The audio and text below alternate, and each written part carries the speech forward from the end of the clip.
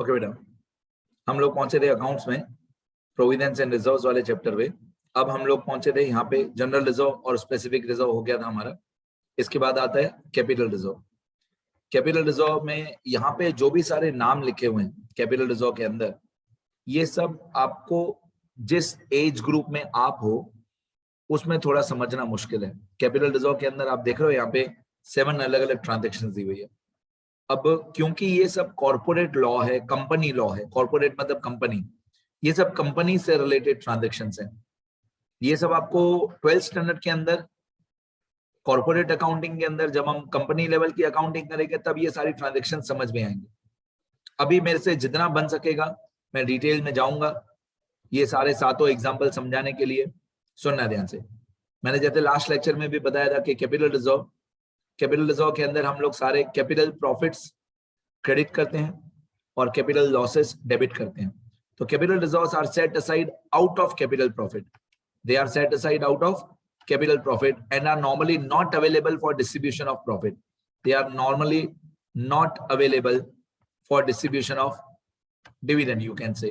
In other words, reserve created out of capital profit and which are not readily available for distribution is capital reserve. Examples of capital reserve are profit prior to incorporation. हमारी company incorporate हुई उसके पहले का profit. अब आप बोलोगे sir ऐसा कैसे पॉसिबल है कि हमारी कंपनी बनी ही नहीं उसके पहले भी प्रॉफिट हुआ? होता है। हमारी कंपनी इनकॉर्पोरेट होने से पहले भी प्रॉफिट होता है, वो कैपिटल प्रॉफिट होता है। अब ये नहीं पूछना कैसे, उसके लिए अलग से पूरा एक चैप्टर है। जो ये सातों ट्रांजेक्शन है ये आगे चल के 12th में कॉलेज में चैप्टर्स हैं ये सारे, ध्यान दो। हमारी कंपनी इनकॉर्पोरेट हुई उसके पहले का प्रॉफिट। सेकंड नंबर आप लोगों को मालूम, profit on sale of fix asset. Fix assets हमारे बिजनेस में हम रोज खरीदते हैं या बेचते नहीं है। फिक्स एसेट्स ना हम रोज खरीदते हैं ना हम रोज बेचते हैं, कभी कभी खरीदते हैं कभी कभी बेचते हैं। तो इनका जो प्रॉफिट होगा वो कैपिटल प्रॉफिट है। Premium on issue of shares और डिवेंचर्स। प्रीमियम क्या होता है? प्रीमियम क्या होता है थोड़ा बहुत, क्योंकि शायद शेयर मार्केट के बारे में आपको इतना नहीं पता होगा, लेकिन अगर हम कंपनी है, थोड़ा बहुत समझा देता हूँ। अगर हम लोग एक कंपनी है और हम लोग शेयर्स इश्यू कर रहे हैं अपने शेयर होल्डर्स को, तो अगर हम अपना 10 रुपए का शेयर, अगर हम अपना 10 रुपीज का शेयर मान लो 18 रुपीज में बेच रहे हैं, अगर हम अपना 10 रुपीज का शेयर 18 रुपीज में बेच रहे हैं तो 8 रुपीज हमारा प्रॉफिट हुआ। उस 8 रुपीज प्रॉफिट को प्रीमियम बोलते हैं। मतलब शेयर्स बेचते टाइम जो हमारा प्रॉफिट होगा वो हमारा कैपिटल प्रॉफिट होता है। और जो भी सारे कैपिटल प्रॉफिट्स होते हैं वो कभी कभी होते हैं, हर रोज नहीं होते हैं, बहुत साल में एक बार होते हैं। फिर लिखा है profit on redemption of debentures. ये भी आप मेरे से डिबेट करोगे सर ऐसा कैसे। समझो हमारी कंपनी की एक लायबिलिटी थी, डिवेंचर्स हमारी कंपनी के लिए एक लायबिलिटी है। अब 11th स्टैंडर्ड में, सुनना ध्यान से, 11th स्टैंडर्ड में हम लोग एक सिंगल ओनर होते हैं। 11th स्टैंडर्ड में अकाउंट्स के जितने भी चैप्टर्स हैं उनमें हम एक सिंगल ओनर होते हैं। और ये जो सातों ट्रांजेक्शन में आपको बता रहा हूँ ये सब कंपनीज में होते हैं, ये सब सिंगल ओनर में होते ही नहीं है। ये 7 ट्रांजेक्शन आपको अगर समझ नहीं है तो आपको ऐसा अज्यूम करना पड़ेगा कि हम लोग एक कंपनी है। जब तक ऐसा नहीं सपोज करो कि हम एक कंपनी है, ये 7 ट्रांजेक्शन नहीं समझ में आएगी। प्रॉफिट ऑन रिडम्पशन, रिडीम करना मतलब क्या? रिडीम करना मतलब अपनी कोई लायबिलिटी को पे करना। रिडीम करना मतलब अपनी लायबिलिटी को पे करना। डिबेंचर्स हमारी कंपनी के लिए एक लायबिलिटी है, हम कंपनी है, डिबेंचर्स हमारी कंपनी की एक लायबिलिटी है। और अगर हमने 100 रुपए के डिबेंचर के बदले में सिर्फ 95 रुपीज ही पे किया, अगर हमने 100 रुपए के डिबेंचर के बदले में 95 रुपीज पे किया तो 5 रुपीज हमारा प्रॉफिट हुआ, क्योंकि हमने अपनी लायबिलिटी को कम पैसे पे किए। अब आप सब लोग यही डिस्कस करोगे सर डिबेंचर होल्डर्स कम पैसा थोड़ी लेंगे। लेते हैं, कैसे लेंगे, क्यों लेंगे, वो सब धीरे धीरे आएगा। तो या तो हमने एसेट को ज्यादा पैसों में बेचा या तो हमने लायबिलिटी को कम पैसों में पे किया। Profit on forfeiture of shares, again company का एग्जांपल। फोरफीचर क्या होता है? फोरफीट को हिंदी में बोलते हैं जब्त करना। फोरफीचर शब्द का मतलब होता है जब्त करना। हमने किसी शेयर होल्डर को शेयर्स दिए और हमने उसको बोला कि ये शेयर्स 10,000 रुपए के, 10,000 रुपीज के। अब उस शेयर होल्डर ने हमको 2,000 रुपए दिए, बाकी का 8,000 रुपए वो हमको नहीं दे रहे, तो हम उस शेयर होल्डर के शेयर्स जो हैं वो जब्त कर लेंगे, फोरफीट कर लेंगे। अब हमने उस शेयर होल्डर के जो शेयर्स जब्त कर लिए, फॉरफिट कर लिए, तो उस शेयर होल्डर ने जो 2000 रुपए हमको दिया था वो 2000 रुपए हम खा जाएंगे। हम शेयर होल्डर को बोलेंगे भाई तेरे शेयर्स भी गए और तूने जो 2000 रुपीज पे किया था वो भी गया, वो 2000 रुपीज हमारा प्रॉफिट है, उसको शेयर फॉरफीचर बोलते हैं। अगेन कंपनी अकाउंटिंग में आएगा, अभी आप लोग कंपनी अकाउंटिंग में नहीं पहुंचे हो। Capital redemption reserve is same as profit on redemption of debentures, same.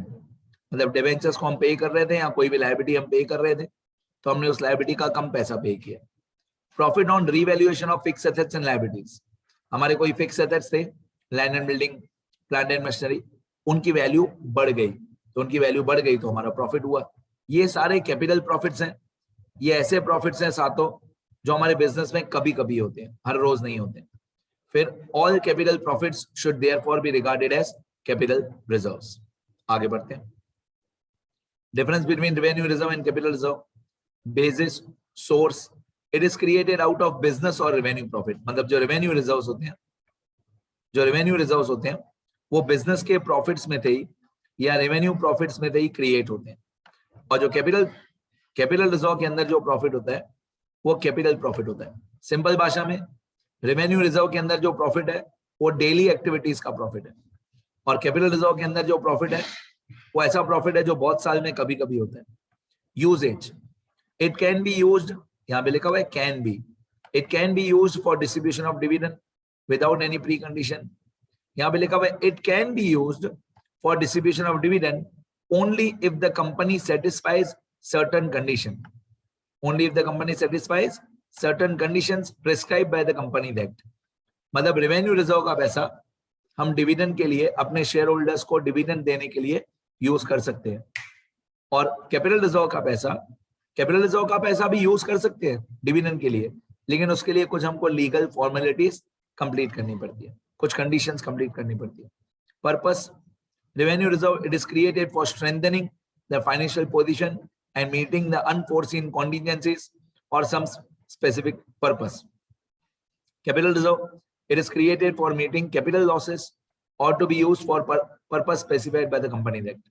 मतलब जो रेवेन्यू रिजर्व है वो बिजनेस का फाइनेंशियल पोजीशन स्ट्रॉन्ग बनाने के लिए, और जो कैपिटल रिजर्व है वो कैपिटल लॉसेस को राइट ऑफ करने के लिए। आगे, nature of reserves, reserve is an appropriation of profit and thus belongs to the proprietor just as capital does। मतलब जैसे कैपिटल सारा का सारा ओनर का होता है वैसे रिजर्व्स का पैसा भी सारा का सारा ओनर का होता है। It being appropriation of profit, reserves reduce distributable profit and can be invested in outside securities। reserves are shown, ये वन लाइन में एग्जाम में आता है, reserves are shown on the liability side of the balance sheet। reserves भी balance sheet में liability side पे आते हैं, provisions भी balance sheet में liability side पे आते हैं, क्योंकि liability मतलब credit balance। तो reserves, provisions, funds सब balance sheet में आते हैं, सब liability side पे आते हैं, क्योंकि सबका credit balance होता है, सबके अंदर profit होता है। फिर लिखा हुआ है reserve fund। if the reserves are invested in outside securities and such securities are earmarked for a particular purpose denoted by the reserve is known as reserve fund।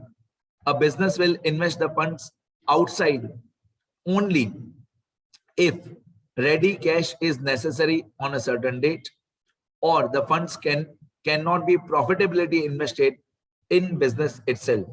मतलब आप रिजर्व का पैसा बाहर दूसरी अपने बिजनेस से बाहर दूसरी इन्वेस्टमेंट में कब इन्वेस्ट करोगे? एक, जब वो फंड का पैसा किसी पर्टिकुलर डेट पे वापस मिलने वाला हो। दूसरा, आपके खुद के बिजनेस में इतना प्रॉफिट नहीं है लेकिन बाहर के सिक्योरिटीज में ज्यादा प्रॉफिट है, तब आप पैसा बाहर इन्वेस्ट करोगे। या तो एक पर्टिकुलर डेट पे पैसा वापस चाहिए, या बाहर का प्रॉफिट ज्यादा है और हमारे खुद के बिजनेस का प्रॉफिट कम है। तो जब हम रिजर्व का पैसा अपने बिजनेस के बाहर कहीं इन्वेस्ट करते हैं तो वो रिजर्व जो है वो रिजर्व फंड बन जाता है। हम फंड शब्द यूज कर सकते हैं। आगे, सीक्रेट रिजर्व।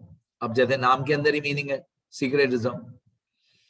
सीक्रेट रिजर्व जो होता है वो ऐसा रिजर्व होता है जो बैलेंस शीट के अंदर है सही पर दिखता नहीं है, which is not apparent on the face of balance sheet, जो दिखता नहीं है. Secret reserve is the reserve, the existence.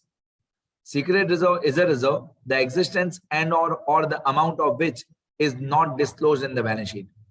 Is not disclosed in the balance sheet. It is also known as hidden reserve. मतलब ये reserve balance sheet में दिखता नहीं है पर होता है. It can be said that there is a surplus of assets over liabilities and that the surplus is not disclosed or shown by the balance sheet.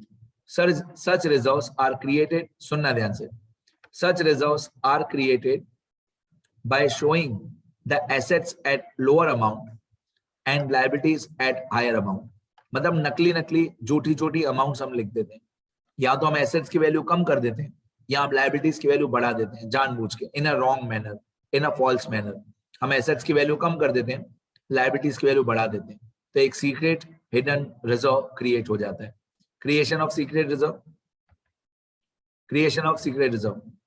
यहाँ पे लिखा है some of the ways in which secret reserve can come into existence are by charging excessive depreciation. मतलब जितना depreciation होना चाहिए हमारे assets पे उससे ज्यादा चार्ज कर दो. By under valuing stock in trade and goodwill, ये वही सारी बातें हैं कि एसेट्स की वैल्यू कम दिखाओ. By creating excessive provision for bad debts and other contingencies, reserves बहुत ज्यादा बना दो. By charging capital expenditure to profit and loss account, मतलब बहुत बड़ा कैपिटल एक्सपेंडिचर हुआ पर आप उसको प्रॉफिट एंड लॉस अकाउंट में दिखा देते हो एज रेवेन्यू एक्सपेंडिचर. फिर by showing a contingent liability as actual liability. Contingent liability मतलब ऐसी liability जो अभी तक फिक्स नहीं है. Contingent का मतलब होता है not sure. तो to show not sure liability as sure liability, जो liability sure नहीं है कि हमको पे करना है कि नहीं, उसको ऐसे दिखा दो कि हाँ ये sure है, ये तो पे करना ही है. Not sure liability को दिखा दो कि ये liability हमको पे करनी है. तो contingent मतलब not sure. By suppression of accrued income and prepaid expense, आपने कोई एक्सपेंस, प्रीपेड एक्सपेंस, आने वाले 5 साल का कोई खर्चा पे कर दिया है पर आपने वो दिखाया ही नहीं. ठीक है, तो ये सब तरीके हैं सीक्रेट रिजर्व क्रिएट करने के. Advantages, it increases the working capital of the concern. Concern मतलब बिजनेस, कंसर्न मतलब हमारा business. It increases the working capital of the concern and also strengthens the financial position. It enables the directors to tide over unfavorable time. As and when profit reduces, the directors may maintain the rate of dividend by utilizing it. मतलब अगर कभी कोई bad time आया, हमारे business का कोई unfavourable time आया, तब हम ये रिजर्व का पैसा यूज कर सकते हैं at time of unfavourable time. In case of unfavourable time, एक तो हमारा वर्किंग कैपिटल बढ़ेगा, दूसरा अनफेवरेबल टाइम होगा, तब हम इसको यूज कर सकते हैं. To maintain the rate of dividend, ये भी बहुत लंबा टॉपिक है, मैं ट्राई करता हूं थोड़ा समझाने का. एक कंपनी है जो डिविडेंड कभी बहुत ज्यादा देती है, कभी बहुत कम देती है, कभी बहुत ज्यादा देती है, कभी बहुत कम देती है डिविडेंड. उस कंपनी की मार्केट में रेप्यूटेशन अच्छी नहीं होती है. लेकिन एक कंपनी ऐसी है जो हर साल सेम डिविडेंड देती है, मान लो 8%, 9%, 8%, 9%, 8%, 9%, तो उस कंपनी का रेप्यूटेशन अच्छा होता है जो सेम डिविडेंड दे रही है हर साल. तो हम लोग क्या करते हैं, जिस साल में बहुत ज्यादा प्रॉफिट होता है उसमें से प्रॉफिट हम अपने सीक्रेट रिजर्व में साइड में करके रख देंगे, डिविडेंड नहीं देंगे अपने शेयर होल्डर्स को, कम ही देंगे. फिर जिस साल में लॉस होगा तो वापस रिजर्व में से पैसे निकालेंगे और डिविडेंड दे देंगे शेयर होल्डर्स को.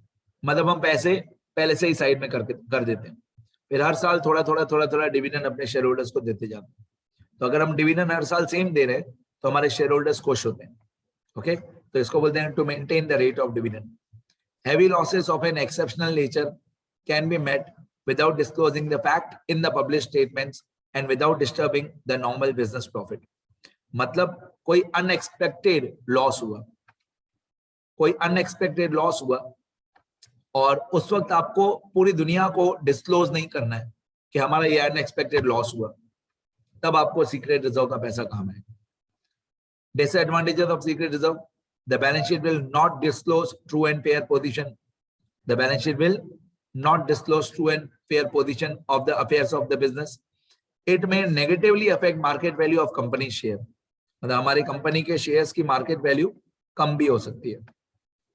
आगे, the share holders do not gate there due share of profit from the business, जितना शेयर होल्डर्स को प्रॉफिट या डिविडेंड मिलना चाहिए था उतना उनको नहीं मिलता है, तो ये डिसएडवांटेज है। ठीक है, बैलेंस शीट सही नहीं होती है, हमारे मार्केट वैल्यू शेयर्स की कम भी हो सकती है और हमारे शेयर होल्डर्स को सही प्रॉफिट का हिस्सा नहीं मिलता है। अब ये जो टॉपिक है लास्ट वाला, difference between reserve and provision, ये तो पक्का कंपलसरी श्योर एग्जाम में आता ही है, तो ये टॉपिक तो अच्छी तरह से याद करके जाना। Last topic, difference between reserve and provision, ये लास्ट टॉपिक है और ये एग्जाम में आता ही है, अच्छी तरह से पढ़ना। पहला यहाँ पे क्या लिखा हुआ है, nature, it is appropriation of profit, it is charge against profit. पहला कॉलम कौन सा है, पहला कॉलम रिजर्व का है और दूसरा कॉलम किसका है, प्रोविजन का। तो रिजर्व जो है, रिजर्व इज अप्रोप्रिएशन, अप्रोप्रिएशन मतलब नॉट कंपलसरी, प्रोविजन जो है वो चार्ज है, चार्ज मतलब compulsory. Purpose, it is created to strengthen the financial position and to meet unforeseen liabilities और losses, the strengthen the financial position. मैं जब पढ़ाई करता था मैं ऐसे पढ़ाई करता था, हर एक सेंटेंस में दे एक मेन शब्द में अंडरलाइन करता हूँ, वो एक मेन शब्द याद करके जाता हूँ, फिर एग्जाम में पूरा सेंटेंस में बना लेता हूँ। पर्पस रिजर्व का, to strengthen the financial position. Provision का, it is made to meet known liability, known liability the amount of which is not determined, मतलब लायबिलिटी पता है कौन सी है और उसकी अमाउंट नहीं मालूम। Effect on profit, it is debited to PNL appropriation account. ये सेंटेंस तो बहुत अच्छी तरह याद करके जाना, ये 1 मार्क में आएगा, मतलब आएगा। रिजर्व कहाँ पे डेबिट होता है, पीएनएल अप्रोप्रिएशन। प्रोविजन कहाँ पे डेबिट होता है, प्रॉफिट एंड लॉस अकाउंट। फिर से बोलता हूँ, रिजर्व कहाँ पे डेबिट होता है, profit and loss appropriation account. Provision कहाँ पे डेबिट होता है, प्रॉफिट एंड लॉस अकाउंट। फिर से पढ़ता हूँ, it is debited to profit and loss appropriation account, hence profit is not affected. यहाँ पे लिखा हुआ it is debited to profit and loss account, hence profit is reduced. Okay, फिर यहाँ पे लिखा हुआ है investment, it may be invested outside the business, मतलब रिजर्व का पैसा may be invested. Provision, it is not invested, provision का पैसा कहीं पे भी बाहर हम इन्वेस्ट नहीं करते। फिर distribution, unutilised part can be distributed as dividend, मतलब हम रिजर्व को यूज कर सकते हैं, रिजर्व को यूज कर सकते हैं for the distribution of dividend, और प्रोविजन का पैसा can not be used for distribution of dividend. Reserve का पैसा डिविडेंड के लिए यूज कर सकते हैं, हाँ। प्रोविजन का पैसा डिविडेंड के लिए यूज कर सकते हैं, नहीं। कंपल्शन और prudence, it is created out of profit as a matter of prudence and due to legal requirements, मतलब रिजर्व बनाना लीगल रिक्वायरमेंट है और मैटर ऑफ प्रूडेंस भी है। प्रूडेंस मतलब पैसा संभाल के रखना। फिर प्रोविजन में, it is made because of accounting principles, prudence, मतलब रिजर्व जो है वो लीगल रिक्वायरमेंट भी है और प्रूडेंस भी है। प्रोविजन क्यों बनाते हैं, सिर्फ प्रूडेंस कंसेप्ट की वजह से। फिर लिखा है presentation, a reserve is shown on the liability side of balance sheet under the heading of reserves and surplus. फिर it is shown either as a liability under the heading current liabilities और as a deduction from the asset. Normally deduction from the asset नहीं होता है, normally जो reserves होते हैं they are shown under the heading reserves and surplus, और normally जो provisions होते हैं they are shown under the heading current liabilities. इसके आगे कुछ छोटे छोटे इलस्ट्रेशंस हैं और फिर एक्सरसाइज के क्वेश्चंस हैं। ये मैं चाहता हूं कि आप लोग खुद ही रीड करो, लर्न करो, आंसर करो। जो सब मैंने समझाया उसी का ये सब पार्ट है। मैं सिर्फ एक बार स्क्रॉल कर देता हूँ, ये सब मैं समझाऊंगा नहीं। बहुत जगह पे तो आंसर भी दिए हुए, प्लीज पढ़ के जाना अच्छी तरह। बहुत छोटा ही चैप्टर था, थ्योरेटिकल चैप्टर था, याद करना अच्छी तरह सारी बातें। ठीक है, चैप्टर का नाम था रिजर्व्स एंड प्रोविजंस। जो मैंने आज जो पढ़ाया वो एक बार मैं स्क्रॉल कर देता हूँ। आज मैंने शुरू किया कैपिटल रिजर्व से, यहां से difference between revenue reserve and capital reserve, nature of reserves, reserve fund, secret reserve, और सबसे इंपॉर्टेंट ये difference between reserve and provision. ये पक्का एग्जाम में आता ही है, ये अच्छी तरह याद करना। ठीक है, चलो अब ये चैप्टर हमारा कंप्लीट हो गया। प्रोविडेंस एंड रिजर्व्स अच्छी तरह पढ़ना बेटा।